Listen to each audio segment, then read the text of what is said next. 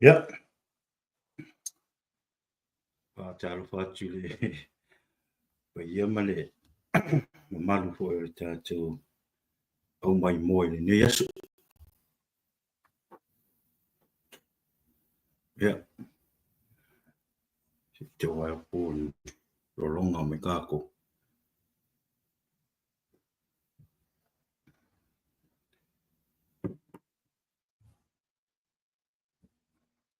Ia.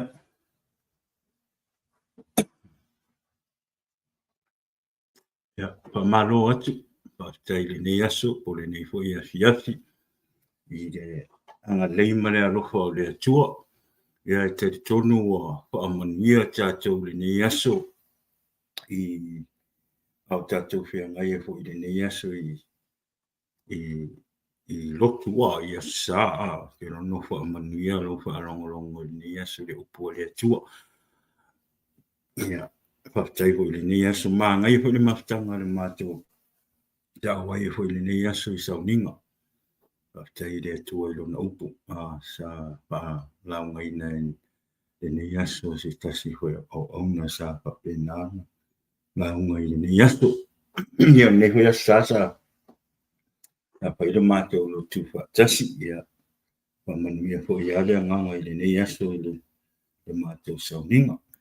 Ia e te tonu fo i o na fo ua pa manuia fo i oe le nei aso pe a paisa e alu li lotu ia ua e te tau ana whawhanga o tātou nganga i aso uma e le ngata i la sa au aso uma le vai aso tauna pai tau le tuspa ia mea uma fa pena ia ai fa tai le tu i le nei aso ia o lo por kalama ho le nei o le Jesus is the answer pe le masania ia sa ia nei ho ia sa mata mo fie le nei aso ia o le nei ho ia so ia o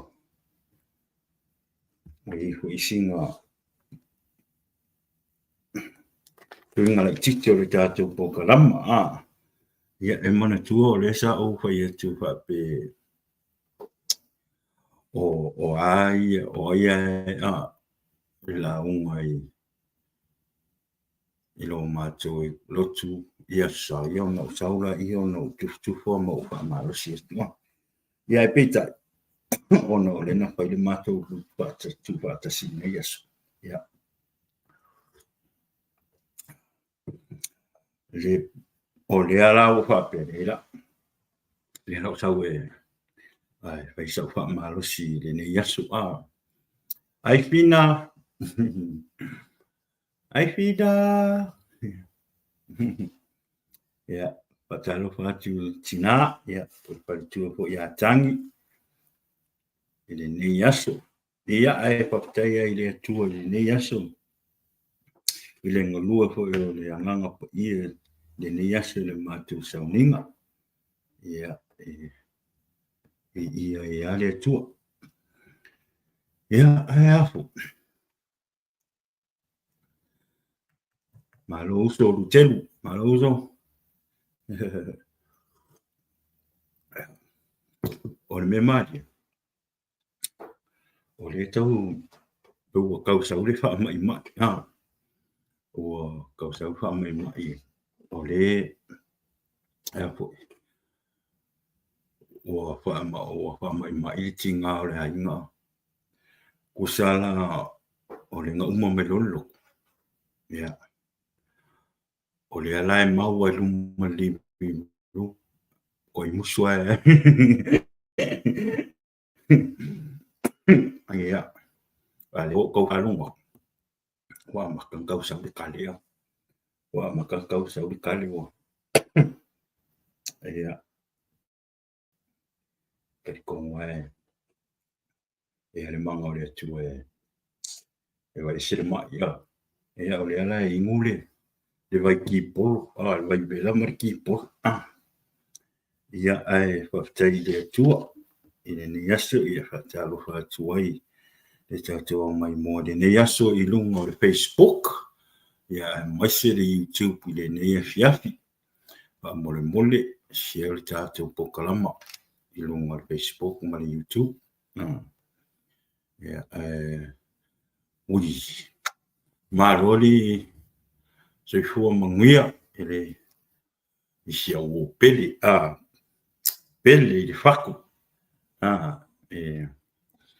tasi fo yo au auna le tua le sunga pe ngai ya la lau au pastor alo fa tai le tua tato ma futa ne aso mo na auna ya o mia tu le tua le ne fiafi lo sunga pa pe ngai ya ma fa le tua ma le no fo yalo ya tai le tua na o wa tua sulo tino lo manuia pe lo sunga ya mai se fa ko ya o manuia te le tua le ne fiafi tato po kalama I la mai moa ia malau fa alongo ho I le nei asu ia wa ho se upu uma ho I ona taunia wa ho se tato fa malosi le nei fiafi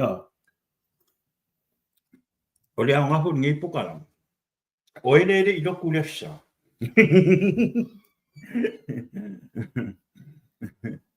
o ele I alu le loku le sa ia e pe ala o ea nga e poka lama le fiafi le sa ai au hoi langi e ngofo fale le sa ma e whakarkari ke me sa o poka lama o e le alu le loko alu le loko whawhanga lo nganga vai e kasi ala sa lo vai so aso mafua aso lua aso lulu aso kofi aso lele aso ngai kwa sa aso o fai asinga uminga nga faanga pongiro lo nganga le upo le lia a fai e ongo aso o se mama ongo aso e faanga pongi a chofi e ongo aso faanga pongi le nganga so le kwa whanga leo le nganga I le sa ko anga pai kau kuspa ia whanga rua nganga whaanga pongi le tino ai whanga rua nganga ke viuma ia wale merengi sorry o peia o kauauanga o iaso vai iaso whaanga pongi le nganga e whanga tingo kuso le memo e kaunga I sa other way around now kaunga whanga le nganga mai e song fua e kau le sa ale mere e whanga mai le kingo mai le song fua e kau le skoanga e poko whanga le nganga I le sa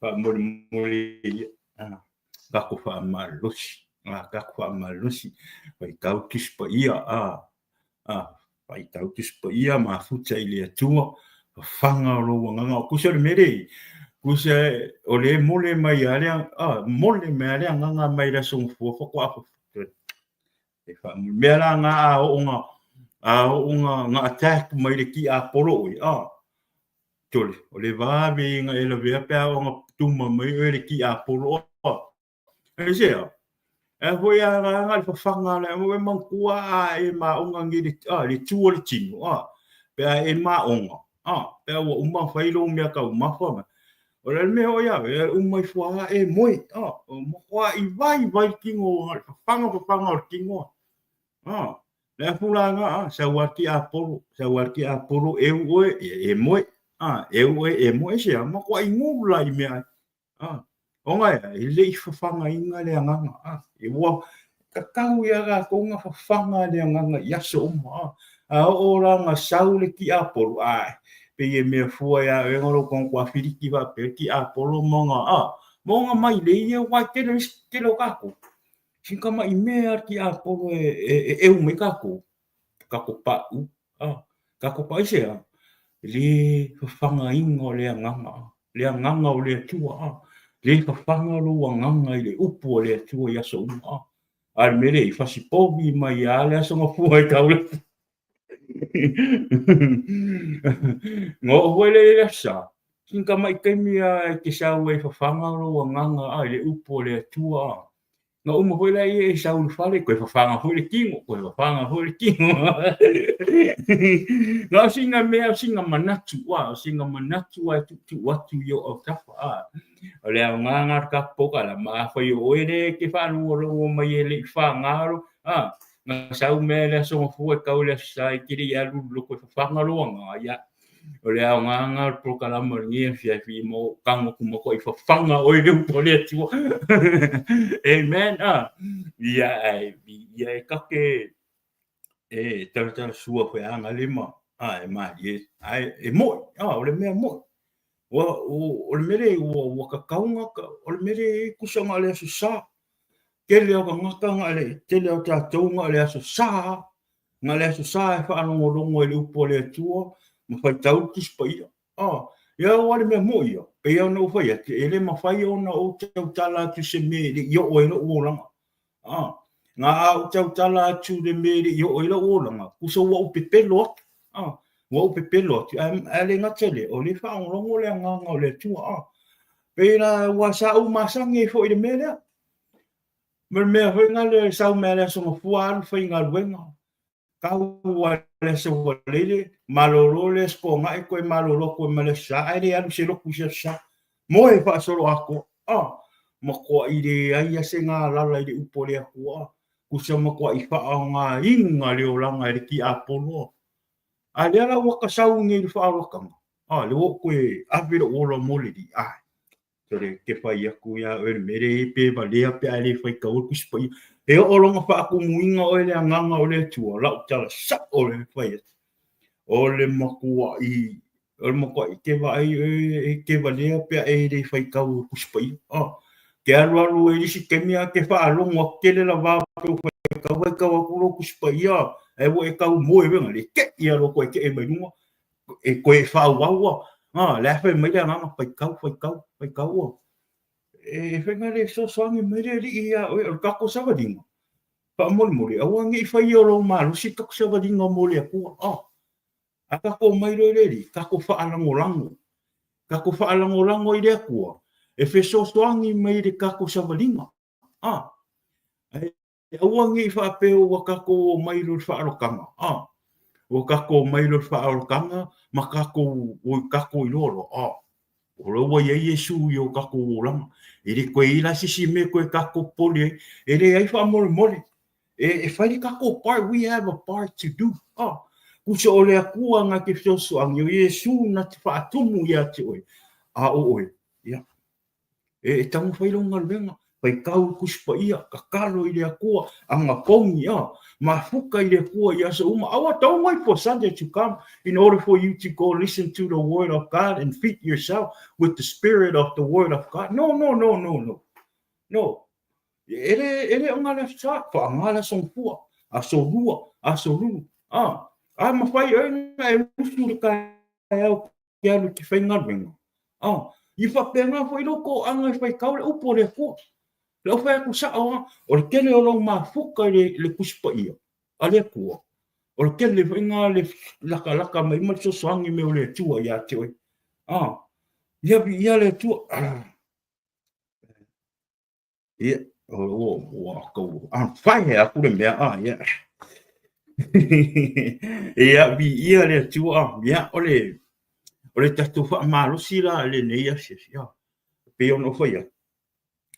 E le isa o mo ia o liva fo isa fa nga e ngā wenga le tua le mea fo ngā lon me le aluma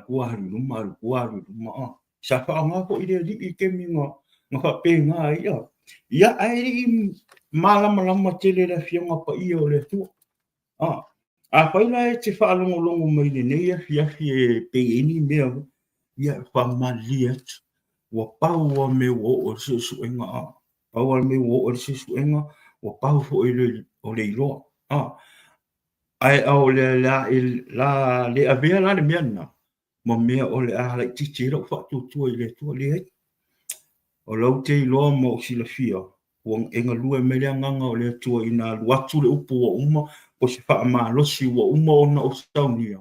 Ina ia wha pena ona pau sia ilo wanganga ma ia wha ma lo sia ilo loto le nei afi ia awafo ele sa vadinga le nei ba yaso o le ua mata le ba yaso o ia tātou o i tātou fi au mga luenga pe on masani yaso taitasi.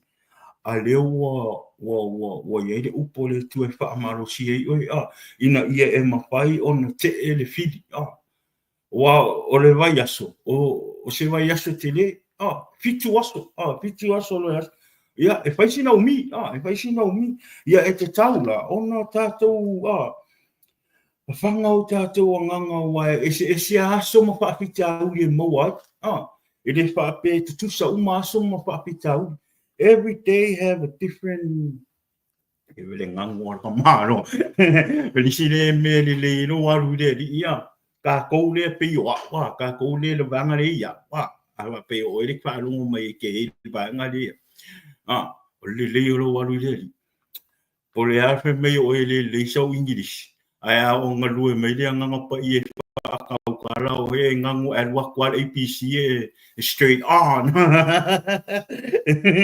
ia abi ne tu e whinga le te taua on whanga o tātou roto taua on whanga o tātou nganga feet are spiritual you know e whinga le ia mawhai e ka kou ona te e whiri i mawhai e tātou ona tau ma le whiri ma lo ia a tāna whati leo se a pokati ma lo uso lo whaku e te taua on whanga o tātou nganga i le aso ma le aso ia o le tātou whaasoa po se mea ho i la se upo le au mai tātou te whaasoa whaasoa i ma tātou tātala noa o te whia tala noa ia o le whiawhi nei o ofu tau o le atua ofu tau o le atua armor of God o lau pesiri o a ofu tau o le tua wa ofu tau o le tua o le a fo ile mafua anga tātou te ofu ai ofu tau o le tua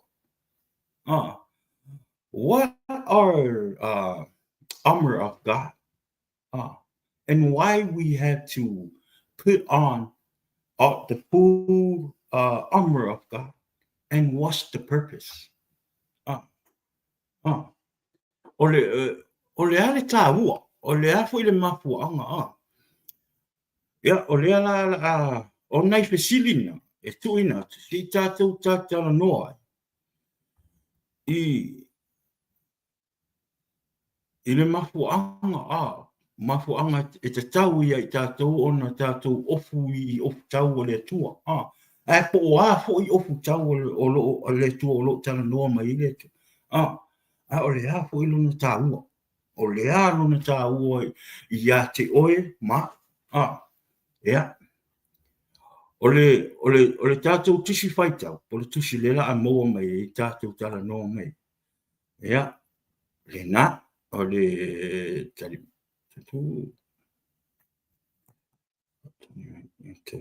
te po fere me o oile le e na o le efeso na a ho i elo tispaia a ho i elo tispaia ia o le efeso na le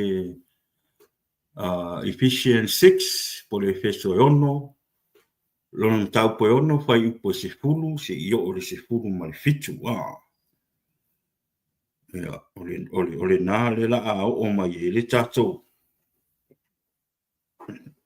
o le a tātou tala noa le nei vai aso o le nei po le tātou pokalama ma lo le lau sunga le whengainga tafi tasi wingi love you brother love you pastor lo fatu ia o le lau tanu e whai tau atu le tātou tusi whai tau na o le tusi le la tātou tala noa le nei afi ia o le feso e ono pai upo se fulu se i o i le se fulu ma le fitu. Ea, pai mai. O uso e, o le toi upu le nei. Oi, o le tusi e Paulo, le tusi le a Paulo na i le ekalesio e feso.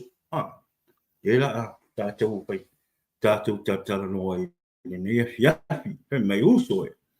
O le toi upu le nei, i o tauloto te tele i le ali, ma le malosi o lona mana. Mai tau mai upu, mai tau mai upu. Ia o ofu o tau i ofu tau a toa mai i le atua. Mai tau mai Ina ia o tau mawhai o na te e atu.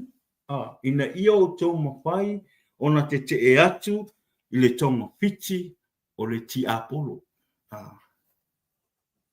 Pe ono whai atu o pe ono whai atu momo. You need to feed your spiritual life in the word of God. Why? Saule whaasosonga ti apolo ia oe. Le mawhai ti apolo o na lue oe ona lea. Ona o lea tumu oe lea nganga pa ia o lea tua. E ala mai lea. O lo whai tau pea le tuspa ia i lea aso. Ma le te taro i lea tua i lea aso. Ma le anga pongi i lea tua i lea aso. Ma le whamau. Amen. Amen. Mi ia lea tua. Awa tātou te le tau matangata. Ia. A o le ali sili, ma whai pule, ma alii, o le pou liuli o le neila lo langi. A toa ma le anganga i mea o i le langi. Ia si tatu watu mumu. Lea te titi e tate a mata, titi mea i lunga whai ngore tātou e whai pēna no whai atu. O le la tātou tartara noa, po le ali mafuanga, po le a fo i lo na o ngā. Po le a fo i le a fo i. Po a fo i ia whekaungo o ofu tau ia le atua. Le te tau ia tātou, una tātou ofu ai. Ia le la tātou a mata, pera le whai upo suma lua a mai. Awa e te tau, awa e tātou te le tau mata. A o a li sili, ma whai pule, ma ali i o le pouluri. O le nei laro langi, a tua ma nganga le anga i mea o i le langi. Kusa o le mea moia. Ma ngai e il fai upurea sulua. Kusa o le mafuanga, o le purpose ma mea.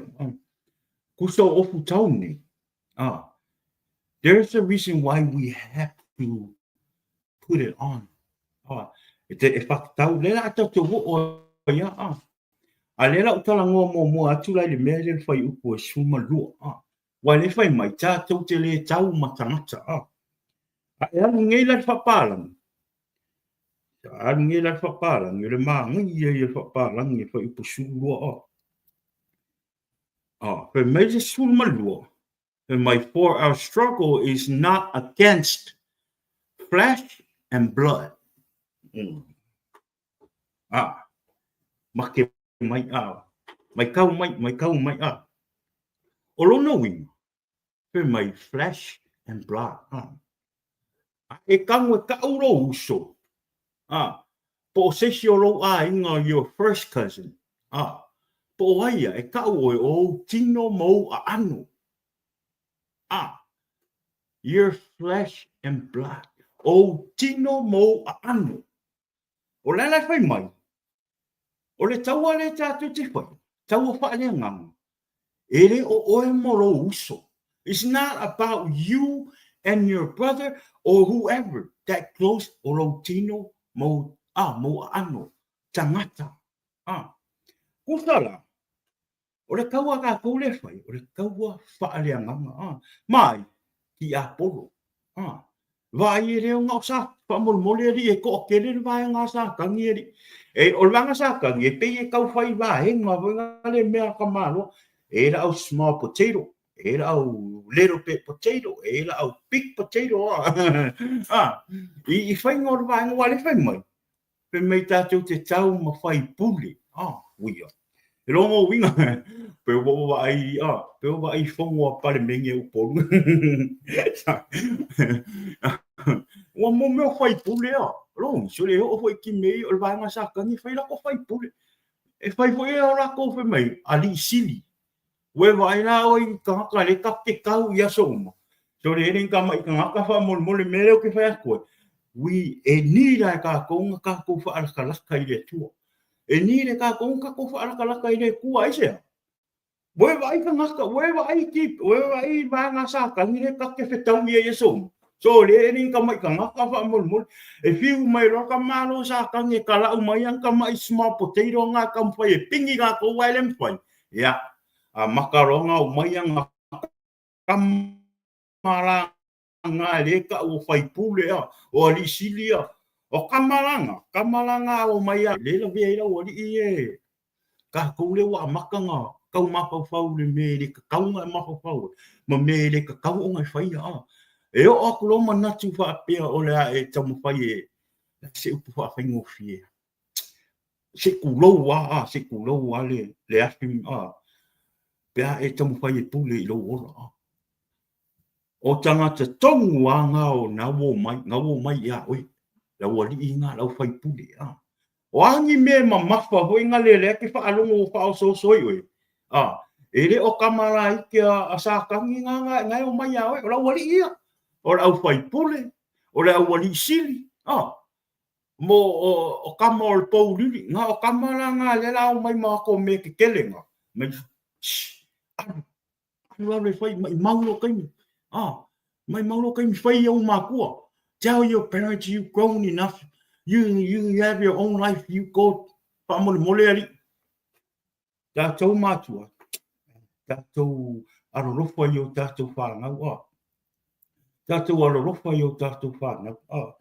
Ke loa, wau ke whawhekai Te kako me le kiki e se amar kako o ke whawhekai rea kua. Ia sā mua malonga nganu. O te whawhetai a Samoa, e whainga i le whainga le, te tongo le a inga, ia oe lea ta māmaritina, i le whainga o rau whāngau. Because o Samoa, po le alo makua i whea, e pingi a oe, e pingi a, why? Because we need to discipline you. Our kids, we need to discipline our kids. Renga le ia ora i whakamikiti. Ia roa uskai. Ia roa whaaroaro. Whaaroaro i o ngā uso, whaaroaro i o ngā whapingi, whaaroaro i o ngā mākua, whaaroaro i kangaka mākua. O le mea ngā ki whawhekai a i Samoa. Whawhekai hoi waka ora i fo. O o Samoa. Wa waka i roa i whai mei o le whaaroaro ma mea whapenga. O le anga ngu. Kusta la o le mera wai. Waru e luma leo langa ia ua kako mai fo ingi Amerika. E ese fo ile hanga ngu o Amerika ia. O Samoa. E pe whai aro ko rua pea. E ke ngofo ai kausi lau wha i au mākua. E ke ngofo ai kausi au mākua. O Samoa foi. Po le awha pe ke lufo kasi o kausanga pea. E ke ngofo ai au mākua i ke re anu ese. Tori.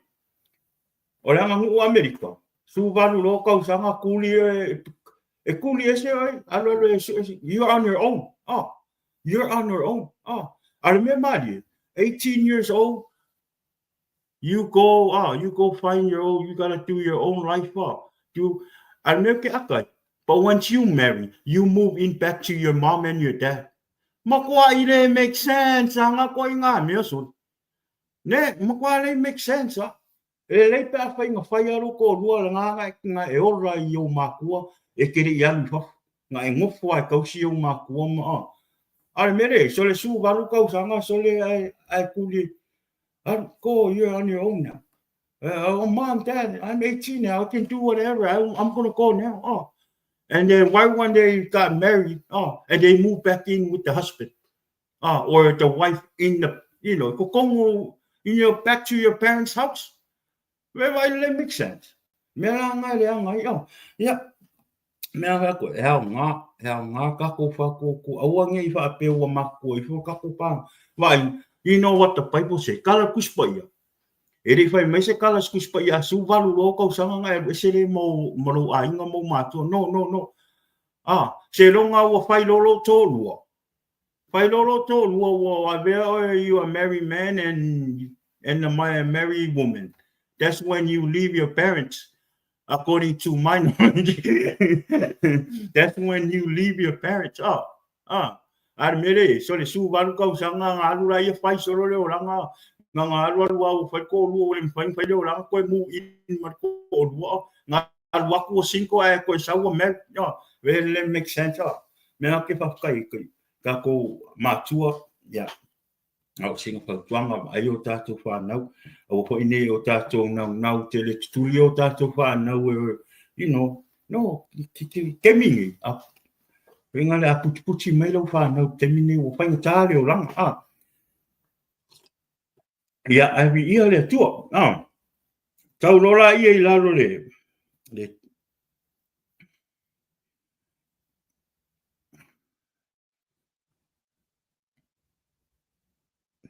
surulua le o tatou ia tau stu tolu a whaipo su tolu o le mea lea ia o tau tango ai o futau atua toa mai I le atua. Ina ia o tau mawhaia ai, oi mawhaia ai, ona tutu ma te te e atu a o pe a o I le aso wali. Pe a uma foi ona o tau whaia o mea uma. Tau te tū mau wai lava. Amen. No. Ia o lea ngana. O lea ngala le ngā o le whaia o tātou ia tātou ofu ato toa, ofu tau ato toa o le tua le whaima. O le mea lea, ia o tau tango ai ofu tau ato toa mai I le atua. Mai I le atua. Ina ia o tau mawhai o na tutu ma te te e atu pe a o mai aso wali. Amen. Amen. Le kako o I le la ko kiki kako o I ofu tau ia le ko kiki kako o ai. Apo. Ya. O le mafuanga na. O le mafuanga na. Kusa ia mawhai e kako. Ke ele fili. Ma tātou tūtū mau ai. E este le au ngā te e ele fili. A ia wha mālosi e foi tātou ina maulo tātou tū. I o tātou tū mau ai. Kono winga. Every day. E rea ngā le aso sāi kui e wha mole. Don't just work. Why? O le ale mafua anga e ke whai e ngā le asa. You are going to church. O le ke haru wha alongo le upo le tu.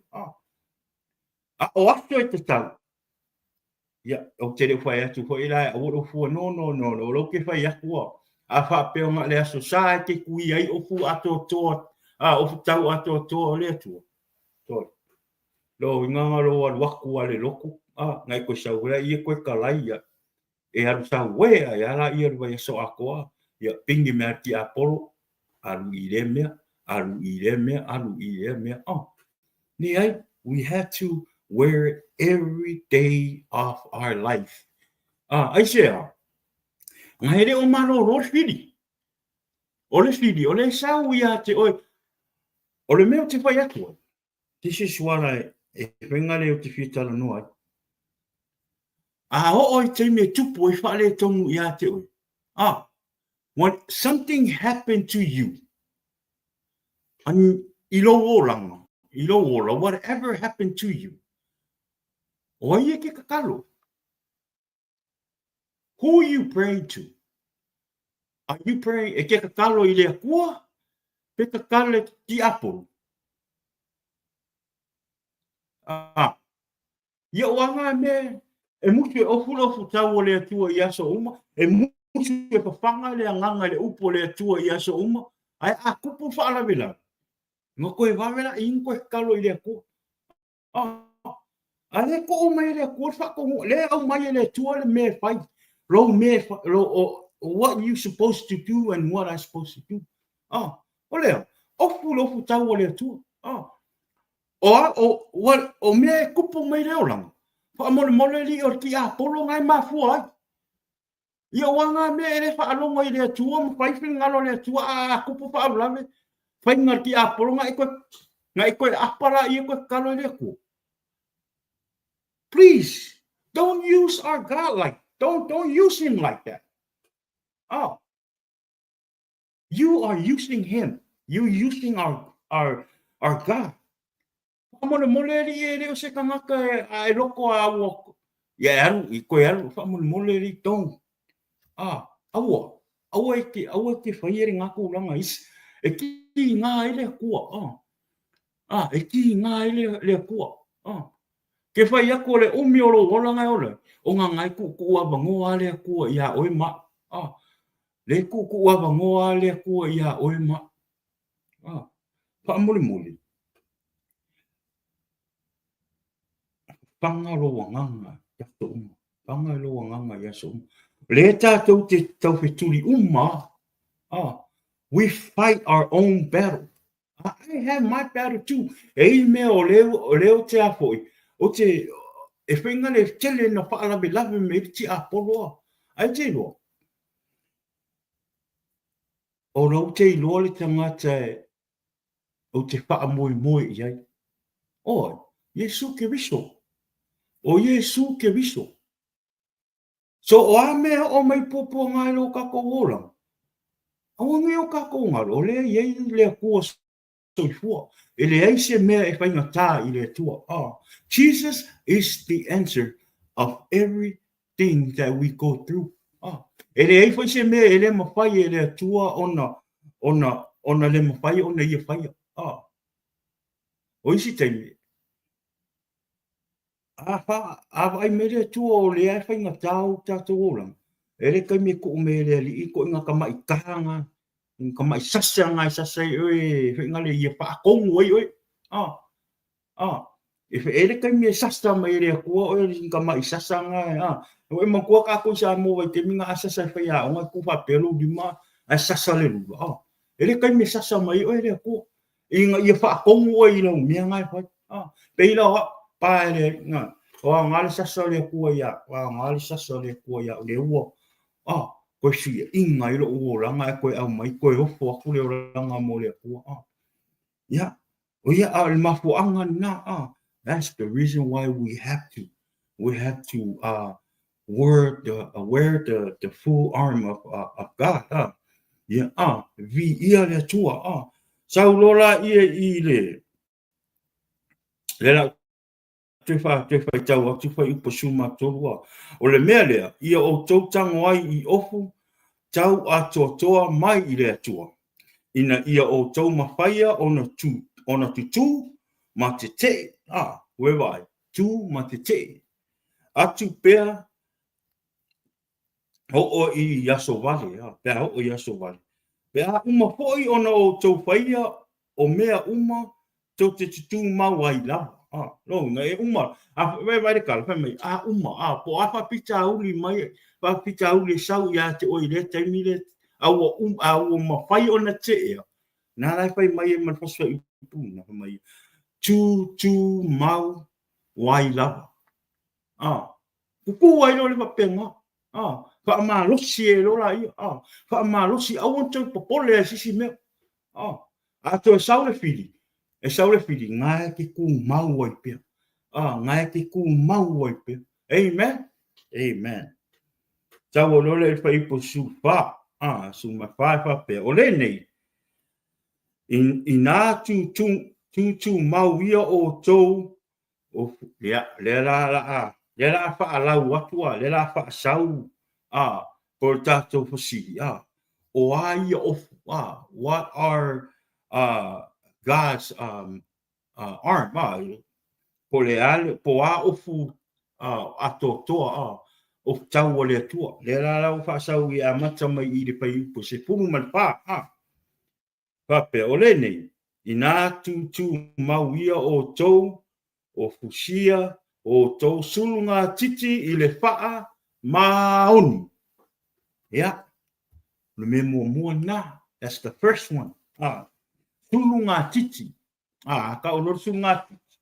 pe se o se fuspa o ngale me le sulu ai lo pe sulu e fo ngale a pe me la fa ma o ya na pe mai le feso le o no fai po su mas pa lo winga ia ka ko fa ma o that's the first part o le ofta o su ngati o fa ma o a me ngai ke foi ia e fa ma o ni o le ale wala au e o le tua i e wha maongi e.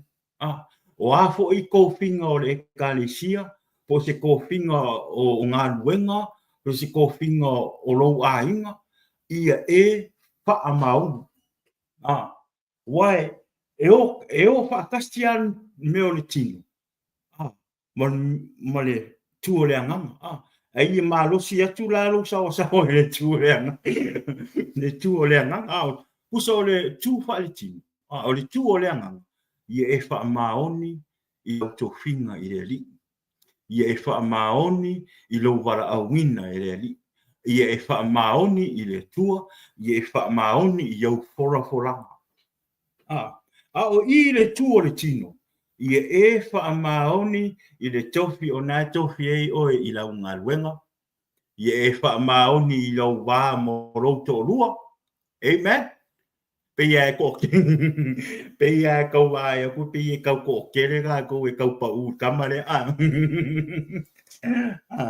fa maong ya ye fa maong i lo to ye fa maong i fo i le fai ngora fa na ye fa o tu tino na o me nga le tu tino e te tau ai ona e fa maong ya ale e peia o le meleta te tali noa o le tu o le tau o wha le angam.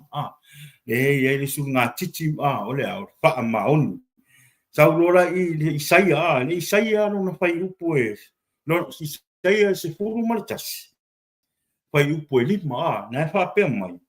E whai fo i le wha maoni ma fusi o lona tino. Na sau e isaia.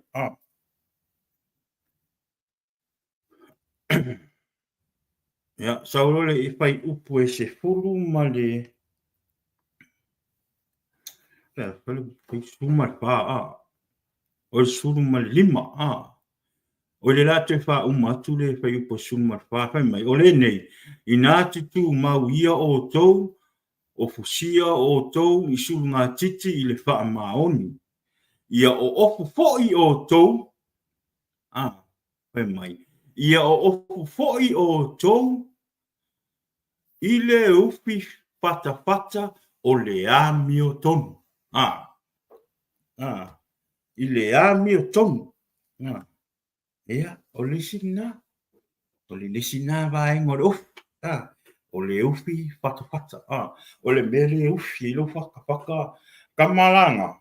A sauti a polo pe a o mai le vaenga o baku o fiu ai ki a polo e kasen mai ang kamala i ki ngai attack e vai mai la ke ku ia o mai ro makama ke le ia la o la ka o la fai pinge o mai ro ma la fai pinge a kamalo o ka fai ngo ka ko kamu sete na kamu sete malanga vai nga o mai ro manga o fai pinge o mai la kamala nga o mai malako au e o mai la kamanga malako au e ngale ia ngale mai au kama pa alo ngape o mai malako ngai fi e ku yo ngale o le ufi whaka le fai asinga maloa o le amio tom fai o le amio tom we me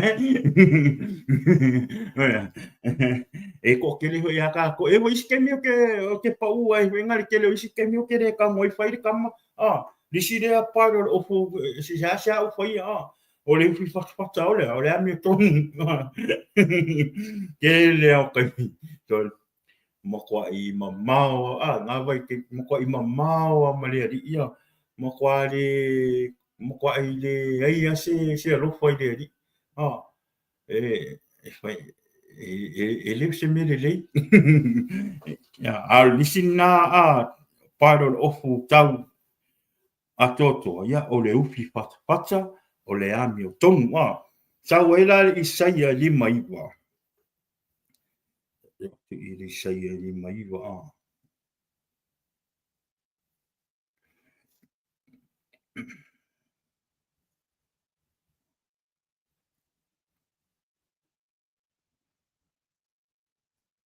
sa i mai apa mole i saia ni maiva a lona fai upo se fulu ma le fitu. Ia, e le whapea mai. Na ia ofu i le ami o tonu. Amen. Aho mai. Na ia ofu i le ami o tonu, e pei se ufi fata fata, ta ilona ao le pūlou tau o le ola tanga. Na ia ofu i ofu o le taui, masui e whai ma ofu. Na ia ofu fo'i i le maele ngā e pei se ofu tala loa. Yeah. Ofu i lea tua. Ina ua. Alo lea tua i lona no. Yeah. O le nā, o le ami o tonu. O le ufi fata fata. O le ami o tonu. Ia o le nā fo i tau mai i fo i whai upu le pūlau tau. Ia o kisi ko inga e umatatu o ia. O le pūlau tau o lea. O le ola tanga. Ia e umatatu o ai. Ia. O le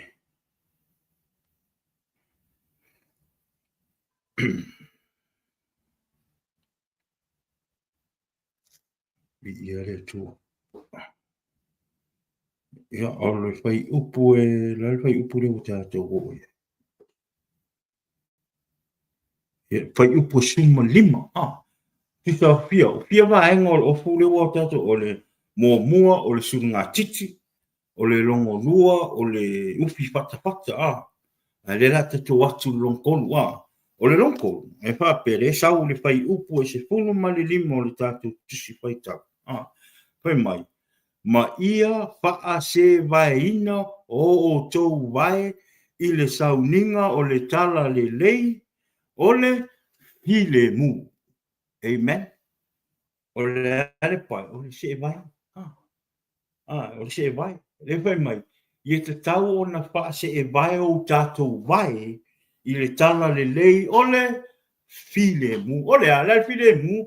File mu o Iesu ke viso. O le tala le lei i a Iesu ke viso. O se e vai e te tau o na tātou o atu e tā lai le fina ngalo o le atua ina ia manu malo ni anganga o lo o le ilo i le larorang.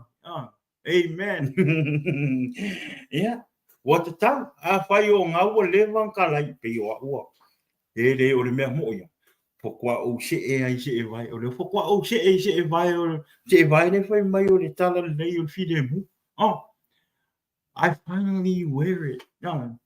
Lo ngai kuso o termine o ato toa uma. I'm wearing it right now every day of my life. Ai pe ono foi atu. O tua o se e ali se e vai o le fide o tala le o fide mo tala le a Iesu. Ata to po kalama le. Ona o le o mai le o mai le sao o le afu. Maloa Mark Malozo. Ona o le o vave le anu o tele o meu o anu mai lunga le a. O le ko sa vali a. E fa mali o le meno e ngire le o langa o anu luma le o langa. O instela savage. Yeah, le usa fa ima muri mau aku wa. But it's the same thing. Pa wa me. Ia luaku le upo le lia ia tau ua le lei o Iesu ke viso ia avea Iesu mo wali mo whaaora awa pe ona whai mai e tasi ale ala i le langi oai o Iesu ke viso o Iesu ke viso ora unga nuenga la lea mo aua ia e ave lau tau tua i lea tua o lau seu i e wholofola ma wha marosi i le upu o lona fionga pa ia. Ina ia whapena o na whesosoani. Mo toi wha tupu tele aini o la ngona wha alea nganga i le tua. E anga i le tātou tautua le tātou pokalama. Jesus is the answer. Is not e re o tele o tamatia. Te umoka kukar mo mulmulia ia. E anga e a foi. Le koe ki kia i kūra. E a. E kako e halua se longa e uma. Se longa o whai maile a nganga o le tua oi uma. Ya, ya, oleh na, olong tong se vai oleh tanga le o file mu ya tato wola le isaya oleh le tato saulola ia le sulima upo fai upo se fulu maleono fai mai ia pa au popo iname uma ona tango atu i le tali pupuni o le faa tuatua. Tau te mawhai ei o na tineia o u whanawhana mu umalava o le a le o whanawhana mu umalava a le o lo o le anga. Ia leisi le na o le lo na whana tali pupuni o lea faa tuatua Long tali pupuni Ole kama jadi wenga le me por me ngar ka or kalipung ya. I think is that ole winga ngar kalipung ya. Kusar kamanga apa pe sawo ele maliko. Je o me je uso maliko is my brother. Ape ngase pakai kainga. Ke ua mao se so o le fai kule I o le kulangi le masa inga fai ka longa ia sola ka ma ko inga le pele kama I kau kong mo me calcium ko inga le we vai la nga la o vanga I o mai malako ngai fi malako me kalipunga le ara pe ke ua mao malaka mo marka kofi ma ua makio kong whanga meira ka maro marka uianga a unga ka ma hoi ngare le I mare afi. Whanga meira. Ale iai la umea la le iai le talipun. Whanga meira e mare koa. Ale iai la kalipun whanga kalianga me I whanga ia. Oronga winga nga se whaafengo fia inga Oronga winga. Ia. Ewe po ke ngofu aku I Amerika. Ara iri ke mongi nei o Samoa le ika mea ia oi. E pingi mai ka manga oi mai Samoa. E ke la vea.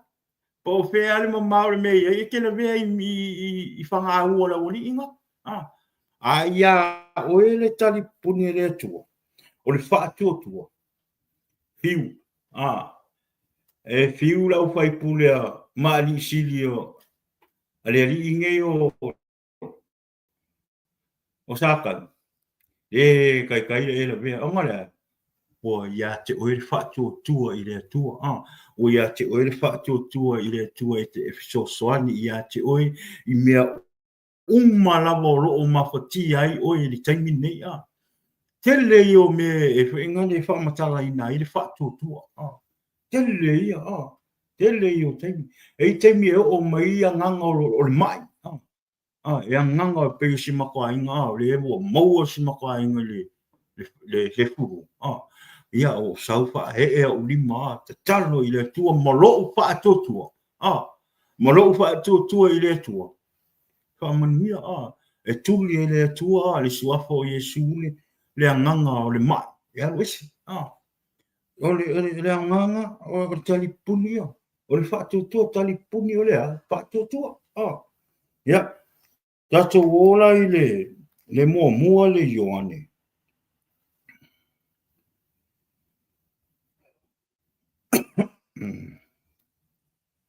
Mua le Ioane ta upo lima a olona fai upo wha. Maro Marvin, maro uso. Ia le atua I whaalongolongo I nea fiafi lo na upo. E le nganga o le atua I ngalua atu. Yo tau roto mo tau fina ngalo. Ya, whai mai whai upu ngā mo muari yone ta upo lima whai upo whai mai. A wā o I lātou uma o whanau mai I le atua. E manu mālo I lātou I le larolangi. O le nei fo'i le manu mālo e manu mālo ai I le larolangi. O loo lātou pa'a tua lava. Amen. Amen. We waila ngai fa e pai o whanga o le tua. E te man wa mea le larolangi e kamu whai e sau iawe. Ia te oile whaatua. Te manu mālo. Te manu mālo. I te re tai e whai e inga. E te talo fo I le tua. Ie e te talo ma le whaatua. A whape te leo kako. Sorry. Te leo kako e kuai lo le sau o le. E kuai lo ngā kali mai le ako. Sorry. Pa ua e ngai ngā mara whakokua.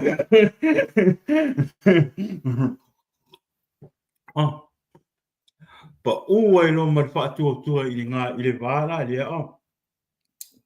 Tātou whaamalu losi. Tātou whaamalu losi I le tua. Ia. Tātou.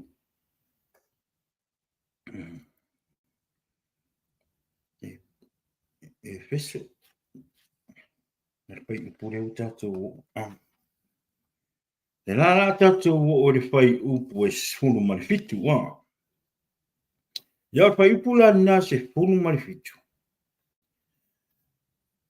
Ma ia o tau ave le pūlou tau. O le wha o la tanga.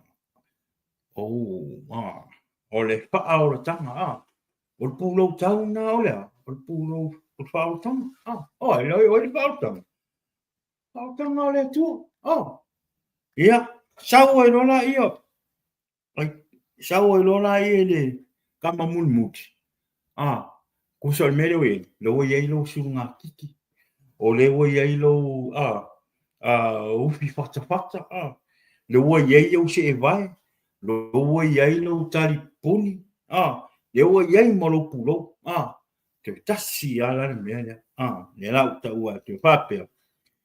Male pelu a lea nganga, o lea fionga lea, o lea tua. Amen. Ai. Pelula. Pelula. Kamale le whai mai e ayunga ku e wha. Kamale le ko kele o ka ngaka o.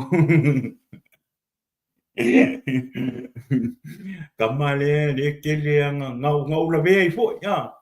Kama hoi ngale la ke sau wha I a kua le la unga mai whiwhi Le la unga mai whiwhi au le pelu lea le la unga mai whiwhi au le pelu lea e ke whanonga kunga. Sorry. O ngai kui lo pa kua ngai. Pei ngā. E ngā mawaya. Sorry. O lai la unga mai le upu. Wha mole. A la unga mai le upu le ali. Ala te whaalongo a koe peia o oele la unga mawhiwhi. Whamulmuni I le ai whamulmuni. O le tuspai. O le pere. E mai. E whai asinga mai. A whai ua sawa le upu mai le nganga o ngai wako e la vea I lau sunga. Whamulmuni. O ngai kau whawhangu oi.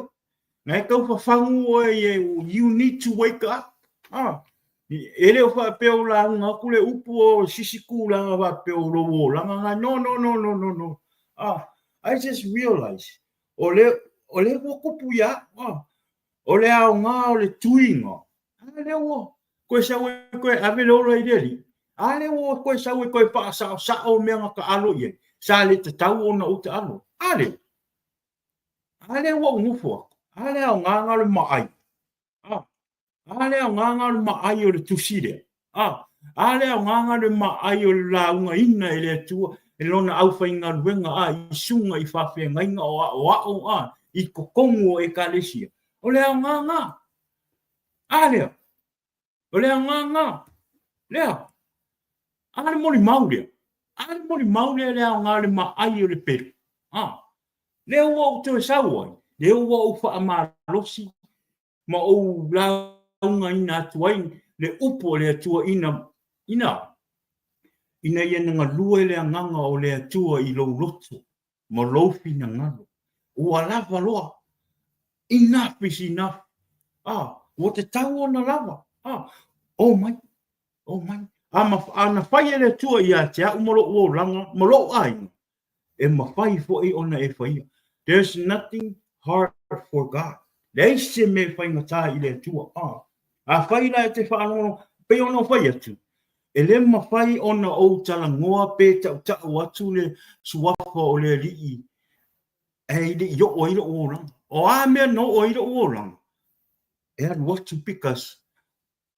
O a o le moli mau. O a o le moli mau. Lea, tusi lea. Le tusi lea. Whaanga inga I le li le oranga Whaanga inga I le li le oranga Kele leo kaimi ka alo. A o ngala unga mai whaiwhi au pe o ngofo mawhika. Usol mene. A o ngala unga mai ngai whaiwhi au ngā lea tua. Po o fōi po o aia I lunga le pula. Tori. A sau lore upo le tua e la vea I oi. Tori. Wa ngofo la ia whika fuor whaila unga Tori. Ala ka wauanga le o le au ke wa koru sa sanga o sau e peia o ule le lo le le fefia ma le lo fefia wa o ke ulo le lo fefia wa o ke impia o la la foi la ke lo wa o la la un ma fefia wa o la la of course o ngai la un ki awe o isi skama a fa pe ngai ki ngai lo loko o ngai la un ko e le o fefia ula Kusel mere, wakele nga se ka ngaka ka ke fika. Kele nga se ka ngaka ka ke abe o ka ko o mui. Uso e fa mole. Awale mui er fai fia. Awale mui er awale mui er ki a pongo lo la unga inga le upo le tua. Abe lo mui er kala mo ka abe le tua lo complain. Abe le tua lo complain because au na le tua lo la unga ina le upo. O mea la tau te learn my from the Bible is from the Holy Spirit. O lea nganga pa ia o lea tua. O lea nganga pa ia o lea tua. Awala e ke whikare whai lau. Po ai po au ngā lea tua o lo wha o ngā ma mea whai ngā lea tua. I lana ngā luenga. Alu alu e ave lau whika ngā I lea kua. Alu alu e kala ngoa I lea kua. Au e ke whika mai whai lau. Au e ke singa o wha so aku le ngā lea ngā peru. Whai mai o le peru e mai. Mea ngā ai kaunga mai se ngai whika kaunga e peke kaunga e kuisin ka mai mea wha pero rima. Tole ke wha alongo aku I lau kingo e lo longa o mai lau kingo. Mea la ngā ala unga mai le ala unga mai le kuspa I o le kua. Wha amole mole. Ka kuka karo I le kua. Ka karo I le kua. Ka karo I le kua po le hane mafuanga o e wha alongo kua. You feel some type of way for inga leo peo o ele wala unga why pastor preaching about my life why pastor is preaching ala pesi pa mole ali I waka unga la unga mese fai fe au po ai a ka o mai lo ngo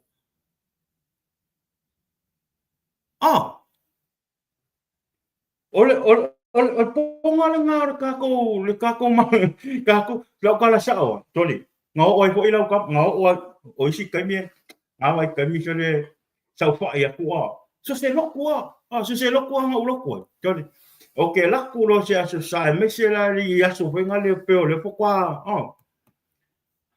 o le fokwa e on fokwa e kwa umaklo pa ki nga e pa ki e le skonga ia ara we aru fale le va au po se me o le ko po le fa va ve au wo uma e poki solo wo uma poki solo ko le pa pi ma me aru ako lo marka mala I foro marka mala wa le lokua sau fa I roira aru ma ngai me la un fa fi au fa ngo e peia le pe o me le fiwe anlo kwa le va con soli peia le me ya le pelu le e fiwe aru ale me ya le la un me fi au le pelu le tori e vai la o fica ka mano ko inga mea le so le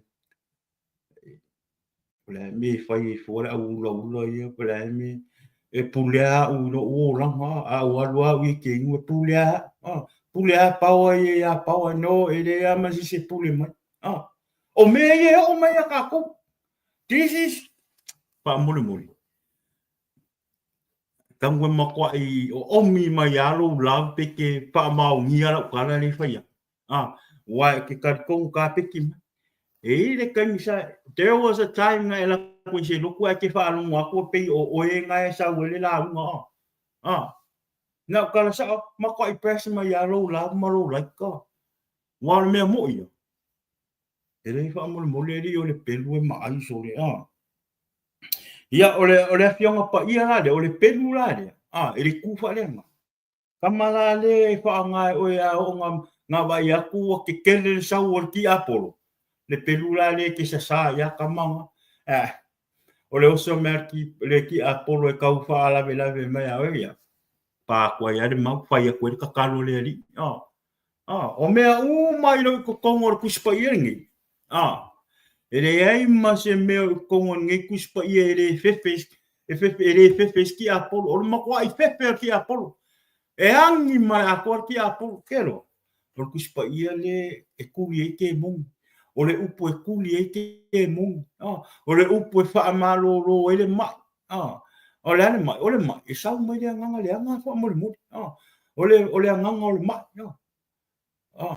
o le kuspa i o le upo foi le e whawhangu i rau ma whau o le upo foi le e sui e upo ke kaukala ai o le upo le e sui foi me ke maka ai o le upo le e sui e foi le me ke whaarongo ai o le upu le e sui e fo ile me ke savali ai o le upu le e sui e yo winga o le upu le e fa fo mai lo o langa mai le tau wale i le tau le ia i le upu le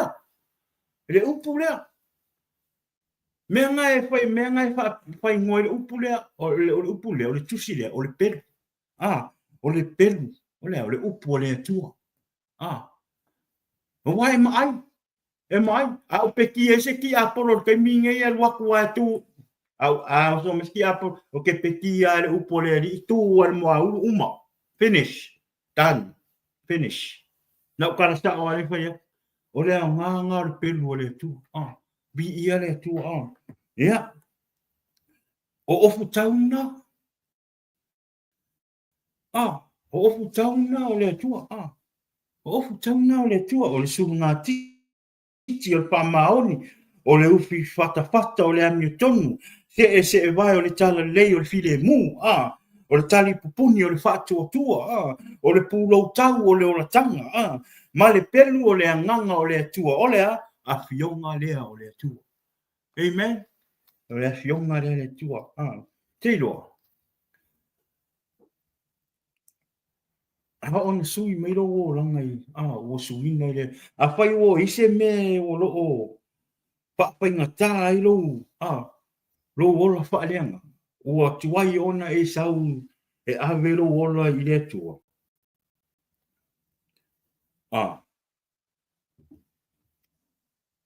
sau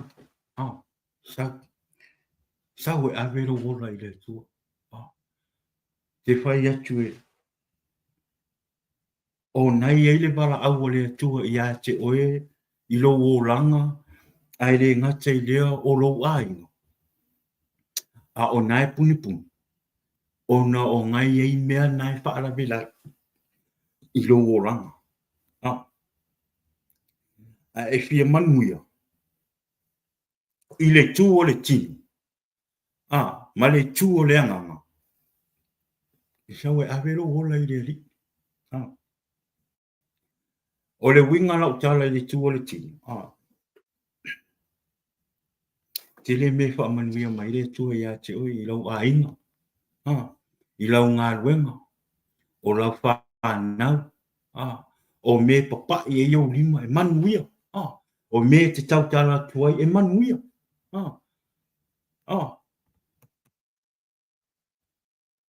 tele nau ai me lalang au e ba tu te iau lo moa ona le pa mangianga le tua ta fa mangianga le tua i a te oi Te lia Iesu e vea mo ali I mo whaola.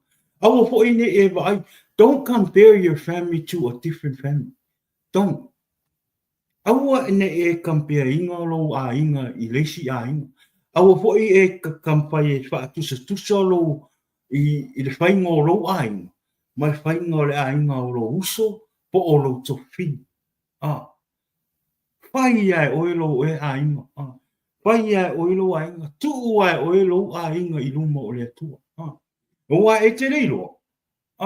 E ei fo I mawhatianga o uso. E fo I mawhatianga o tu whawhini. E fo I mawhatianga o tangata o lo a inga. E fo I mawhatianga o lo o iei mau o. Kofu wala ngaka. Ai awangi e kaumawhai e whakuskusa I lo a inga. Ke whakuskusa e lo a inga. I seisi a inga.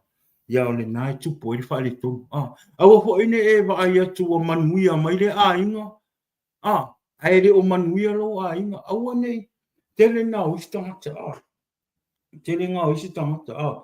Wa fiu. Wa fiu e whenga lo whaape. Wa fiu e au auna I le tua. Wa fiu e wha maoni I le tua. Ai wa ai atua. O le manuia mai a tangata o le laurang. A le wha a le ai wha isa tua tangata o le wha maoni I le tua. Aua wha amurimu. Aua ne I o ia o I nā to inga manatu. Wa o le atua e sau ia te oi I lona lawa taimi. Awa e ngau I le atua in wha manuianga. Ai ngofo mai le atua ai kumakua I unga I mai wha mangianga iawe. Ia o ngai ngālanga I le lawai roka kali ngai wha pēr rola I le atua. Wha moni kau space mai ka kōmea. Ia hon mea ngai mea wha koe. Au e le o manatu. E le o manatu I o le atua. A whai o le manuia mai tangata le laulan. Aua e ke pole tau question ka. Tau. E kusta ka ngaka I lo I laulan. Manguia o ka ngaka o le mo le laulan. Ma ka ngaka o le. We are human beings. O le koko o le kako I ko kongu le laulan nge. So awa ne o tātou, awa ne o tātou whita. Awa hoi ne o tātou wola masao salo. Awa ne o tātou wola masao salo. O le atua le tātou te au aunai. O le atua na whaia le langi ma le laulangi. O mea ua tumu I le laulangi. O mea na whaia le atua.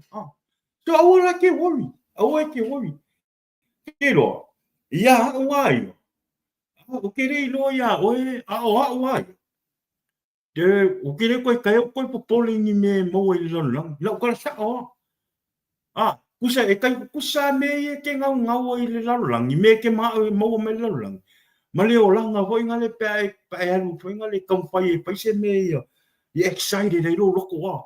Pe o le alu whai le kui ngau o le kingo o alu. Papia malu e fia. E uma. Even the material stuff. Ai kamu ai di fos ka vale fo ai ke manga o.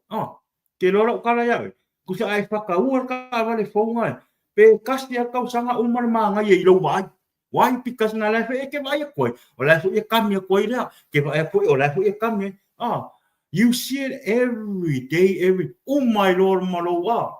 Wa ele koi interest e lo ile manga I ro ka va.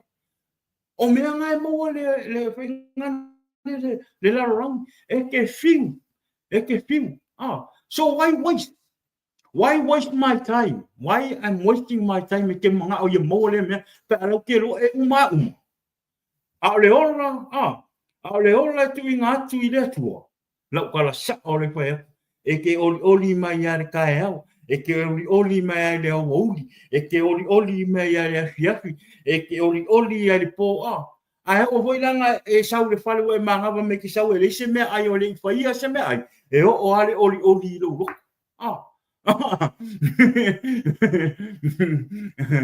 Mai uso Chris, lo fa uso.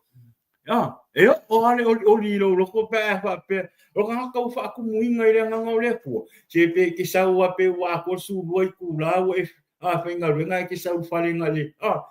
Ngale le sala ko ya ko le se me e ke fia e ke oli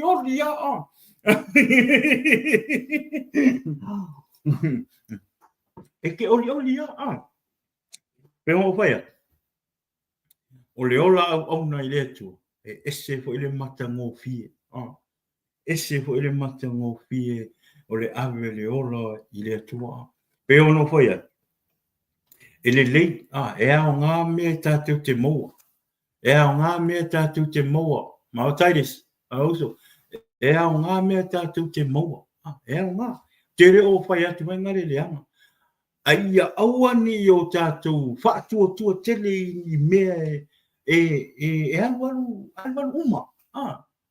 O le mea, ia hao ar keminge. O pau ar mea leo ke popole ar keminge, ia sao lau savali i le tua mo loo ainga. Wa ai ngofo e wa ai keminge ni keminge le larulang. It's not the same. It's not the same no more.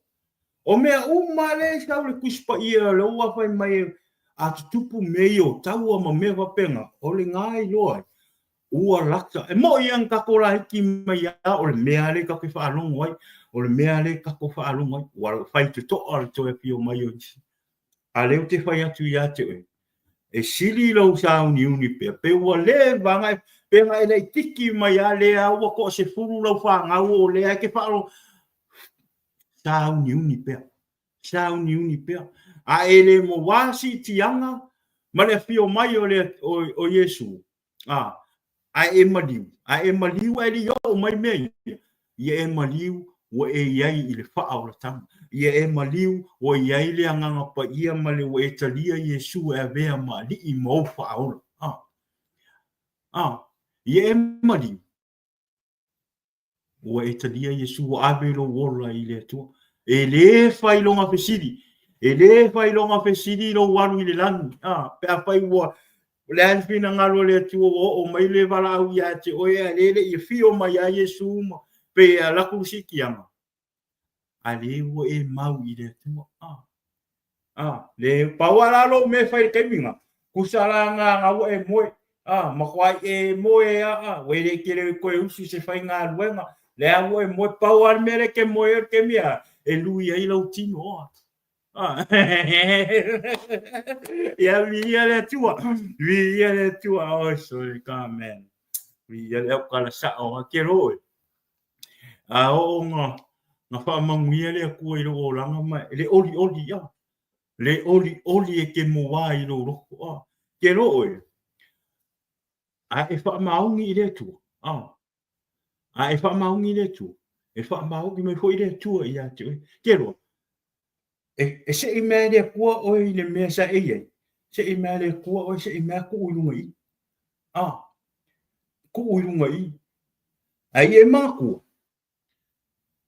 i mea le kua o ku uilunga i aua e maua ia te o le manatu fa a mawarunga humble your heart because once e mawarunga ai mawarunga ko e maroloku nga vi lisa fa pere ko e ko pa ume ko a maka ko me nga maka awangi e fa o bi ingo le tu awani e fa o ia uma nga luenga o le aso ma wa me ave le bi ingo ma fa tai i le tu fai o ta ko e fo a fai o le te fai ni lo tu apia ko e fo ko e fo i ko a maka me lo a inga me na masani mai a o tatou iai sa mo a o tatou ola mai sa mo tatou lai ti ole o le faia o le lotu le tafi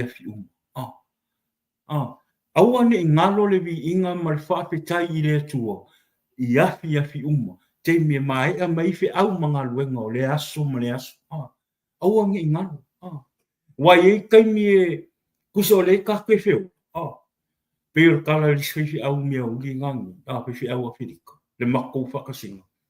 Every 8 seconds, somebody's dying. Somebody's dying. Every 8 seconds. So le teimi lani, a e rofa ia te oe, mo lo a inga, mo lo whana. A vero ola i le atua. A vero ola i le atua. Pane e ma. A whai wa ti tele le mea o i eiro o ranga i le kemingi i lauranga. Awangi e ma, vai ia. e whaanga pēa o whai mamuni mau. O le loroko i o le mea le larorangi ngō o i le oranga. Le kaimingi, ngā iwa o koe whaamanguia le kua koe whesuia inga i le kua le oranga. Koa le loko. Kusa le koa le ngā koa i le larorangi. Le ala o sau. E whaangara o koa ngā o ki saua i ma whora aku le upo le atua i a te oi. Ma whaapai mo se whaamanosi i a te oi. Ma whai e le atua o na whaakoa ro loko. Ku e se le maa. Ma whai fo ina whai e le atua i a te oi. Awa ni e maa. Wai o le mālinga. O le mālinga e koe e ave i oi se oti.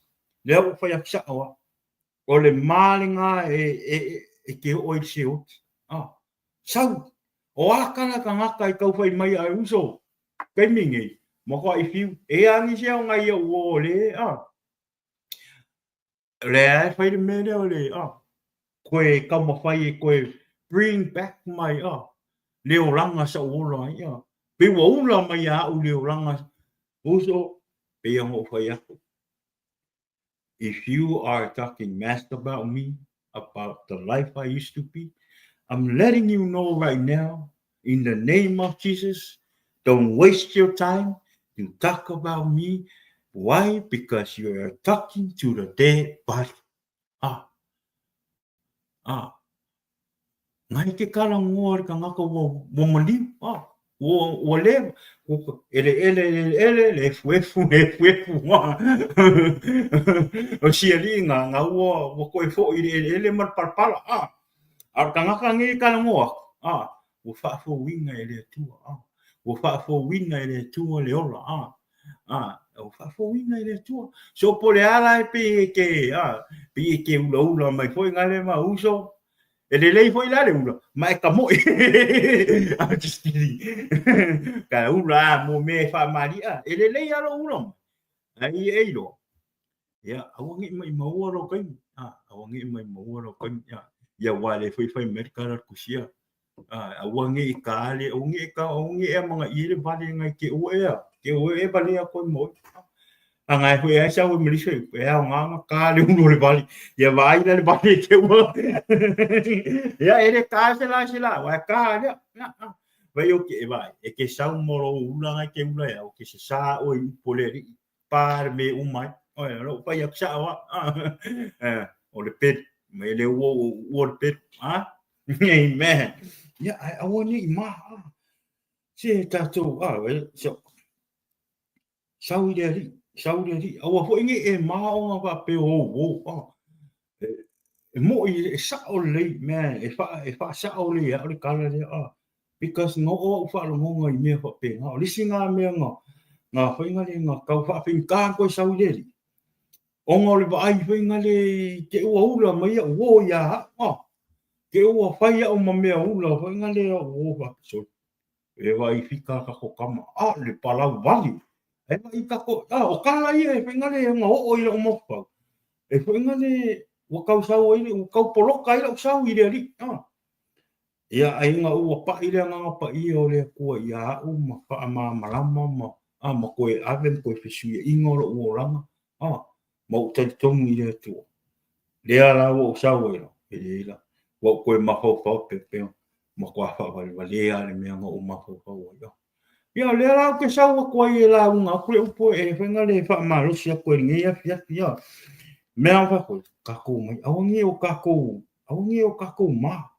se o mai ka ko si le se me mo lo lang ya ya vela o el fa upu le fia le Filippi e mua Filippi mua lo na fa upu e lo se fu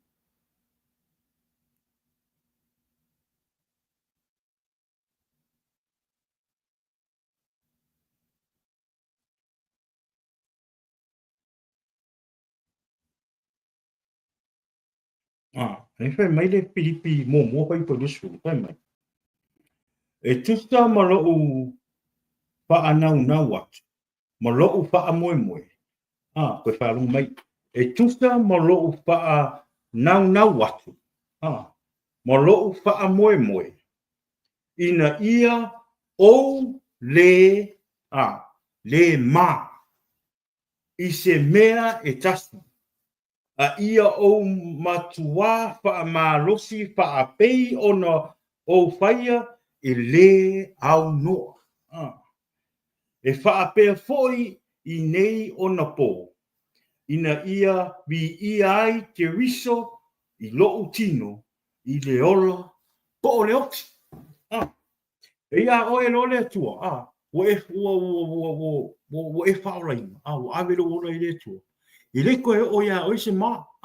Wo le koe o ia te o se ma. Wo e le koe ma. E kere mai ki sau ka ule le lei o Iesu. E kere mai ta ule anga le lei o le tua ia te oe. E kere mai sau ka rai le lei o le tua. E siri aku rau. E siri aku ia o e rau whata ua o Iesu ke viso. Ina e lo le ma. E lo ma I tangata.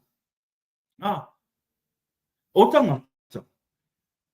E re mau ai se ola. E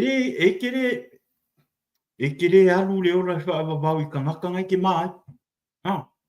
E kere alu e le ola whaavavau. E kere alu ai.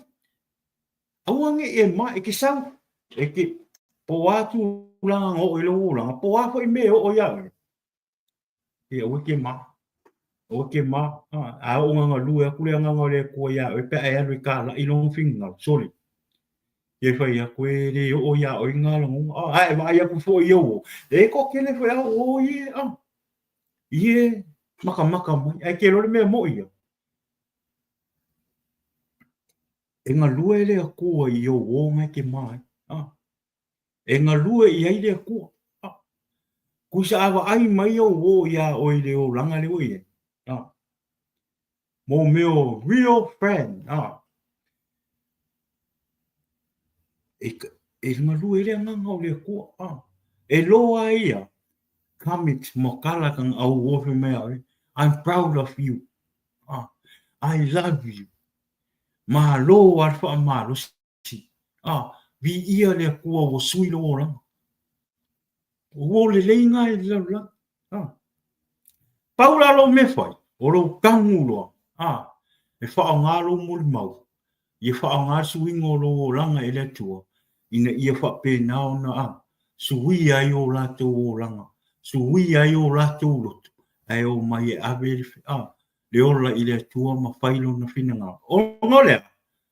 Halau lo le mane tau le upo le tua. Le ala awha manui ai le tua o friend. Le ala asui ai loto ma nganga o. So awalange I ma awange e whaapea a ula mai o friend. Kele isi fo o friend, no friend. E ula mai. But I know deep in their heart, they want to change their life. They were questioning their mind. How did he do it? How did he do it? I have some friend or I ulamai, but deep I know. Or I'm about their question. How did he do it? Man, I wish I can. See? Meu ferco. E ao ngā lo muri mau. E ao ngā fo le suinga e le li o lo wolang. Ina ia whape nauna toe pa fo wina ai. Pe tali ai fo I nisi o wō ma isi o tangata. E lo I loanga I no e ao lo muri mau. Ma lo whaaso e le upo le tua. E ngā lua e le tua I o lato loto. Mo lato whina ngano. So awane I tu mama ina I ate oi. Awane I tu mama ina I ate oi. Le bala awa le tua I lo wolang. O le ane me o tu ina atu e le tua I ate oi te ngā lua ei. Ma le me te tau ona e whai. E ala I lona mana. Whai. Do it. Awange I anu lau focus I ka ngaka. Awange I anu focus I kala I whai mai. Focus a oi le tua. Ale e le tuspai. Tuspai e le wheso soani I ate oi. Tuspai e le wheso soani mea I o ha mea whaalawe lawe I sau lo mawhapau. Ale I kongo tuspai. O tuspai ia. Pei o le tātou whaamarusi ni asu. Ofu o tātou ofu tau ato toa a le tua. Every day of our life. Aisea, e whai matali pupuni. E whai ma mea te e ai. Le whili ma ona mai le. vi ia le tua le nei fiasi. Wa petai le tua le nei fiasi le tatou pa malosi le nei fiasi pe ono foi atu. Nga lue mea le nganga o le tua fa mai lo le tua le nganga o le tua pa uma ia. Pa uma pa alongolongo le nganga o le tua. Ia tai tele lava le tatou. Le tatou o mai mo le nei fiasi. Fa manu e tele le tua i lau fa longo. Ia fa penao na iesie penao na ia i nga lue le nganga o le tua. I lo loto maro fina ngalo le upu o umona tātou whaasoa pe tātou te ataranua i le nei asu. Ina ia whapena na tui whaafowina lo wola mo le tua. O le nganga o le nei poka lama, ia whapena na manu maloni a nganga mo le tua marona ngā penga. A whai fo i o iese tasi whape o lo o mapatia le loto. O le ngali ngā nei poka lama. O Iesu wale tatu. Jesus is the answer of your problems and my problems. Nobody else. You don't go to your neighbor. You don't go to your sister, your brothers, your mom, your dad, your friends. You go to God. I kalangua i le tua ave o mana onga i a Iesu ke viso. Ave i a Iesu ke viso. O kako mga onga ma mea sa kako linga ave le Iesu lunga sacha. Nga ave Iesu lunga sacha. Olia. Pa mangi tele ale tua le ni aso i lau whaanong.